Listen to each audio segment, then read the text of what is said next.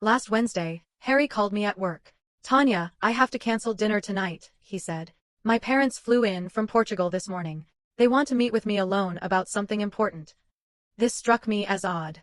In the 8 months we'd been dating, he'd mentioned his parents maybe twice, never that they lived in Portugal or that they were visiting. He always deflected when I asked about his family. That evening, I drove by his apartment. His Camaro wasn't there, the same Camaro I'd been paying the insurance on for 3 months. I called him, but it went straight to voicemail.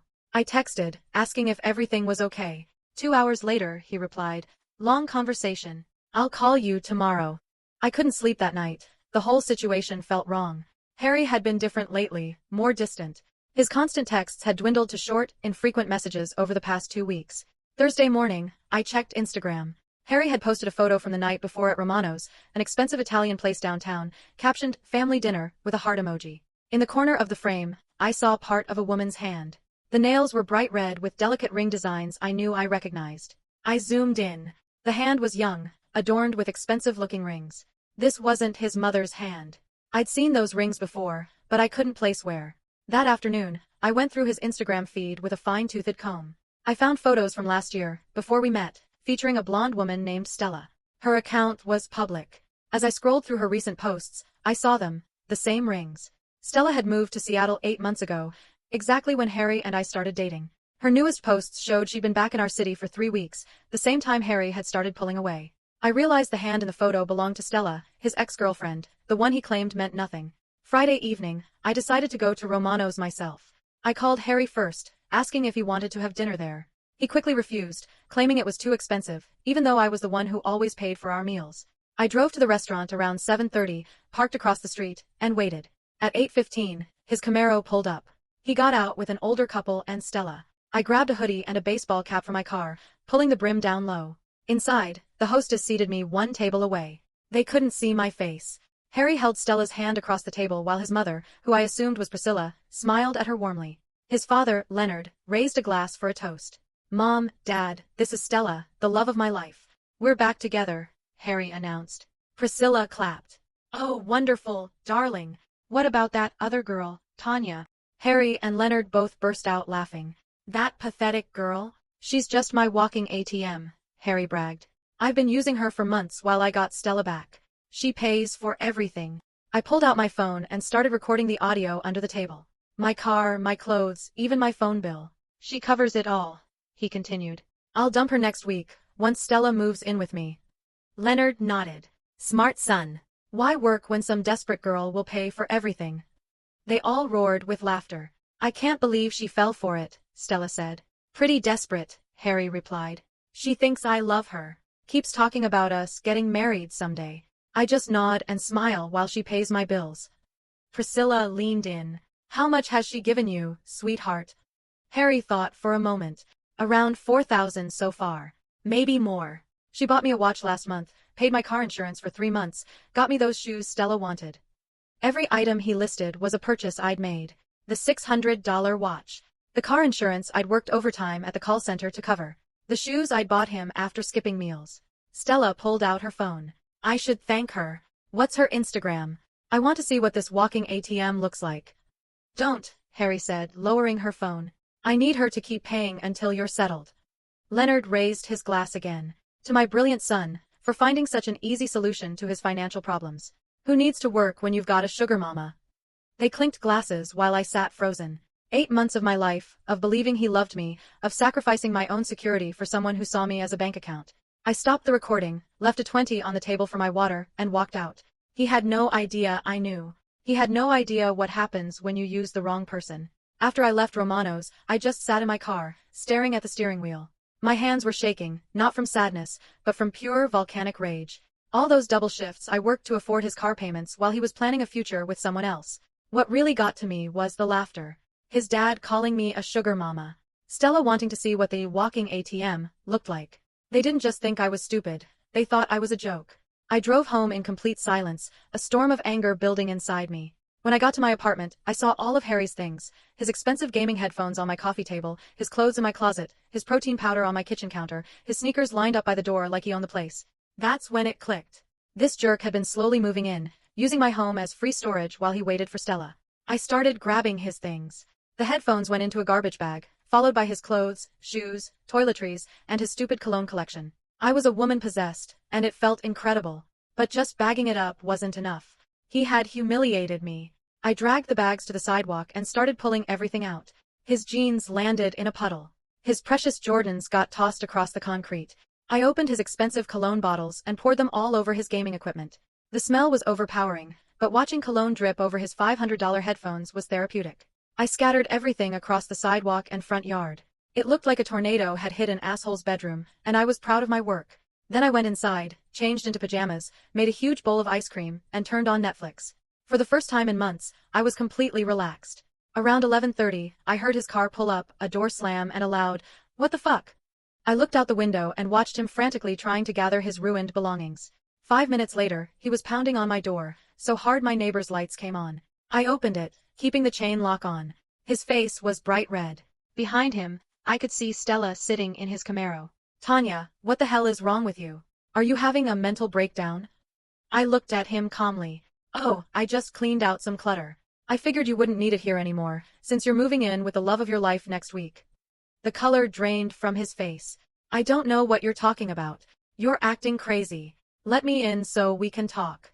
"Adults." I laughed. "Adults don't use people as walking ATMs." He realized I'd been at the restaurant, his mouth opening and closing like a fish. "You were spying on me," he finally sputtered. "That's psychotic. I need help." I was still laughing. "Harry, you pretended to love me for 8 months while you stole my money. But sure, I'm the one who needs help." He started pushing against the door. "You can't just throw my stuff out. You're going to pay for what's damaged." "Actually," I said, "I think you'll find I paid for most of it. So technically, I was just throwing out my own things." That's when he completely lost it, screaming every horrible name you can imagine. "You know what, Tanya? Good. I was going to dump you anyway. You're worthless and pathetic. Stella and I have been laughing about how easy you were this whole time." I could hear Stella in the car telling him to calm down. "You think you're so smart," he yelled, "but you're just a sad, lonely girl willing to pay for a guy to pretend to love her. At least now, I don't have to pretend touching you doesn't make me sick." I just smiled. He had confirmed everything, with neighbors as witnesses. I closed the door and turned off the lights. He kept pounding and yelling for another 10 minutes before Stella finally got him to leave. Christine from next door came over the next morning with coffee and her security camera footage of the whole meltdown. I thought that was the end of it. I was so wrong. The morning after Harry's tantrum, I woke up to 6 missed calls from my mom. When I finally answered, she was frantic. "Tanya, Harry called us. He's very worried about you. He says you had a breakdown and destroyed thousands of dollars of his property for no reason. He thinks you need professional help." This piece of garbage had called my parents to paint me as the crazy one. My mom said he sounded so concerned and wanted me to apologize and pay for the damages. I hung up on her. On Sunday, I got a copy of Christine's security footage and took it to my parents' house. Watching Harry's meltdown was even better on video. You could hear him calling me pathetic and worthless, admitting he was planning to dump me, and screaming about how touching me made him sick. My parents' faces went white. My dad immediately apologized for not believing me. But Harry wasn't done. Tuesday afternoon, he showed up at my building, looking smug. He was wearing new clothes I definitely hadn't paid for. "Hey Tanya," he said with a fake smile, blocking my way. "Just came by to pick up some important things I left." "Harry, there's nothing left," I said. He insisted on coming up to look through my closets and drawers. It was obviously just an excuse to start a confrontation. I told him no and tried to push past, but he grabbed my arm. "Don't be difficult. I'm just asking for my own belongings back, unless you're planning to keep them as some weird shrine." He was talking loud enough for our neighbors to hear, clearly enjoying the attention. I jerked my arm away and told him to leave or I'd call the police. He just laughed. "Go ahead. I'm sure they'll be very interested to hear about how you destroyed my property in a psychotic rage. I've got photos of all the damage." Over the next few days, he started appearing everywhere, deliberately rubbing his happiness in my face. I'd see him and Stella at my usual coffee shop, laughing loudly. They were in the checkout line in front of me at the grocery store, with Harry talking about how much he loved her and glancing back to make sure I was listening. Friday afternoon, he parked his Camaro in front of my workplace and sat there with Stella for an hour. When my shift ended, he rolled down his window and called out, "Hey Tanya, just wanted to thank you. Being with Stella showed me what real love feels like. I hope you find someone someday." Stella just smiled and waved. The worst was Saturday morning. He was waiting outside my building, alone this time. "Tanya," he said, blocking my path to my car, "I need to be honest. I never loved you." You were just convenient while I waited for Stella. I'm grateful for your help, but you were never going to be enough for someone like me. Stella and I are on a different level. That's when I snapped. I screamed at him, calling him a pathetic loser who couldn't pay his own bills without exploiting women. He just stood there grinning, enjoying the show. When I finally ran out of things to yell, he just shrugged. Thanks for the entertainment, Tanya. This has been fun. He was getting a sick satisfaction from seeing me upset. It proved to him that he still had power. I blocked his number and just hoped he'd get bored and move on. About a month has passed. Last Sunday night, around 11 p.m., I heard a tapping at my window. Someone was throwing small rocks at it. I looked down and saw a figure on the sidewalk in the middle of a torrential downpour. It was Harry, soaking wet, looking like a drowned rat. I opened the window and yelled at him to go away. Tanya, please, he shouted back. I need to talk to you. Stella is gone. She took everything. I have nowhere else to go. I started cackling, full-on evil villain laughter. The same man who had spent weeks taunting me was now begging for my help. I told him it sounded like a personal problem and started to close the window, but he completely lost his mind, screaming about how sorry he was. It was so ridiculous. I grabbed my phone and started filming him. After 10 minutes, I told him to come inside, not out of pity, but because I was dying to hear how spectacularly his life had fallen apart. He looked even worse up close.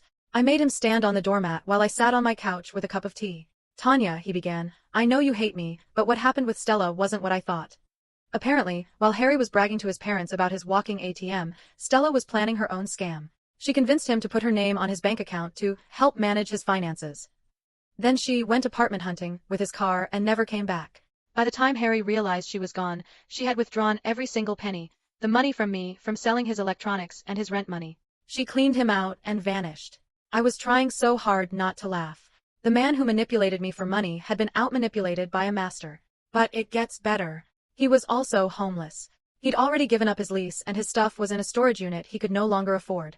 For the past week, he'd been sleeping in bus stations. He told me his parents kept calling, asking about their future daughter-in-law, and he'd been lying, saying everything was perfect. He was terrified they'd find out and drag him back to Portugal to work in his cousin's restaurant. Tanya, please, he begged. Let me stay here for just a few days. I'll sleep on the couch. I'll do whatever you want. I finally lost it and started laughing so hard I couldn't breathe. You called me a walking ATM, Harry. You said touching me made you sick. And now you want me to save you from your own stupidity. He started crying, actual tears, saying he never meant any of it. I grabbed my phone and started filming him again, this pathetic, broken man sobbing in my living room.